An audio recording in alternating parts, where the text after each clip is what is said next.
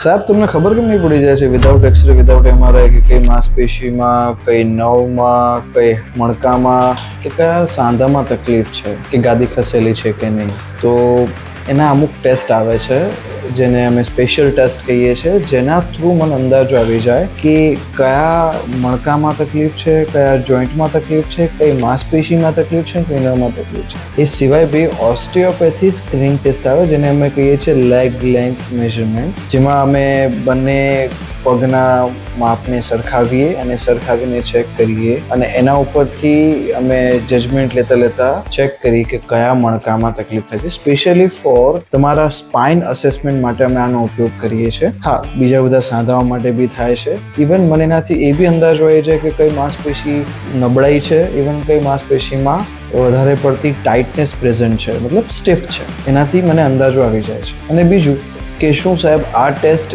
એટલા રિલાયબલ છે એક્સરે અને એમઆરઆઈ જેટલા? જી, એક્સરે અને એમઆરઆઈ જેટલા રિલાયબલ છે. એમઆરઆઈ જેટલા રિલાયબલ નહીં હોય એટલા સ્પેશિયલ ટેસ્ટ રિલાયબલ છે. હા, પણ એવું નથી કે સ્પેશિયલ ટેસ્ટ છે તો પછી એમઆરઆઈની કંઈ જરૂર નથી.